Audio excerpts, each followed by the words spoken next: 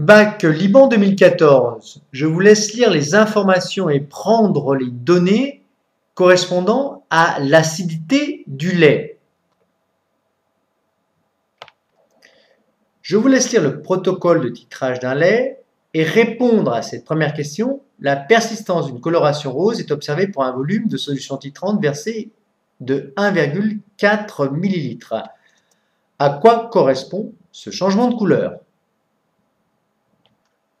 La seconde question maintenant, déterminer si le lait analysé est frais selon la norme en vigueur. La masse molaire de l'acide lactique vaut 90 g par mol. J'ai écrit toutes les données. La première question, pourquoi est-ce que la solution vire au rose quand le volume versé vaut 1,4 ml? Volume versé de soude dans ces 10 ml de lait auquel on a rajouté cet indicateur coloré. Et bien tout simplement, on dose un acide. Donc au départ, le pH est forcément acide, inférieur à 7. Et ensuite, aux alentours de 8, on a le pH à l'équivalence.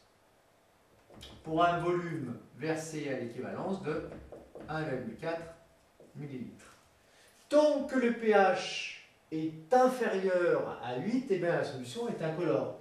Quand le pH est à 8, eh bien, la solution vire au rose parce qu'on se trouve à l'équivalence. À ce moment-là, qu'est-ce qu'on a? Eh bien, tout l'acide lactique présent initialement dans le lait a réagi avec les ions HO-. Le pH, brutalement, devient basique.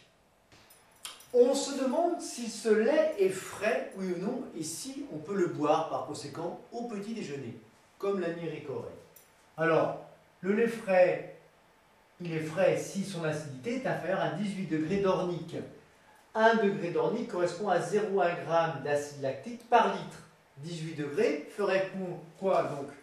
Une concentration maximum d'acide lactique qui vaudrait combien? Eh bien 18 fois 0,1, c'est-à-dire 1,8 g par litre. Il faut donc calculer la concentration massique d'acide lactique dans ce lait. On a vu qu'à l'équivalence, le volume versé de base valait 1,4 ml. Qu'est-ce qu'on peut écrire? Eh bien, à l'équivalence, le nombre de moles d'acide lactique est égal au nombre de moles de base. Attention, ceci n'est pas l'acide lactique, mais le nombre de moles d'H3+, est égal au nombre de moles de AH. C'est donné dans l'énoncé. Autrement dit, qu'est-ce qu'on écrit? Eh bien, qu'à l'équivalence, le nombre de moles de base versé est égal au nombre de moles d'ion H3O+ initial, autrement dit, au nombre de moles d'acide lactique initial.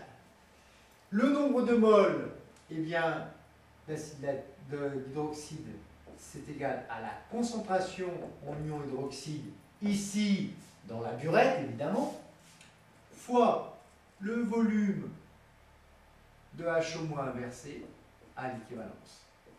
Le nombre de moles de H, eh bien, c'est la concentration molaire en H fois le volume V, V étant le volume de lait, parce que AH se trouve uniquement dans les 10 ml de lait. Attention, il ne se trouve pas dans la burette. On n'a pas mis du lait dans la burette. Hein. Bon, ce qui nous fait pour la concentration molaire de AH, eh bien, la concentration en ion hydroxyde dans la burette fois le volume que j'ai versé d'ion hydroxyde à l'équivalence, divisé par V. Maintenant, moi, ce que je veux, ce n'est pas la concentration molaire d'acide lactique, c'est la concentration massique. Quelle est la relation entre les deux? Eh bien, la concentration massique de H, eh bien, c'est la masse de H sur le volume, tout simplement.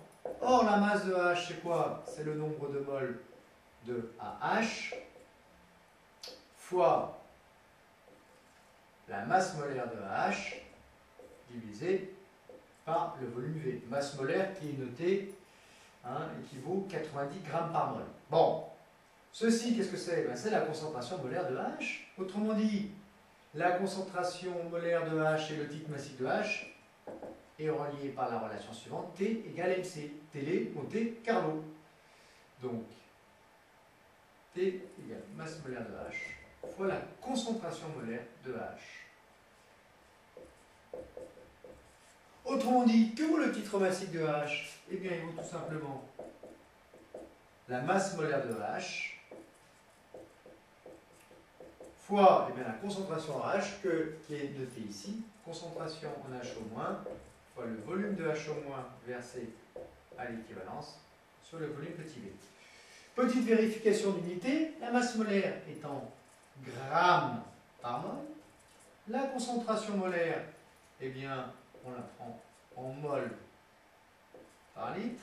Si je mets ceci en millilitres et si je mets ceci en millilitres, les volumes, hop, on va trouver quoi? Eh bien, mol divisé par mol, voilà, on retrouve bien des grammes par litre, directement. Il ne me reste plus qu'à faire le calcul, roulement de tambour, est-ce que le lait est frais, oui ou non? 90 pour la masse molaire de H, fois la concentration molaire, 0,11 mol par litre, fois le volume de HO- à l'équivalence, 1,4 ml, divisé par le volume V, 10 ml, ce qui nous fait environ, avec deux chiffres significatifs, eh bien, 1,4 g litre moins 1. Conclusion, je souligne bien mon résultat. Le titre massique en acide lactique de ce lait vaut 1,4 g par litre. Il est plus petit que 1,8 g par litre qui correspondrait à 18 degrés d'ornique. Conclusion, on peut boire le lait. Il est frais. Il est frais mon lait.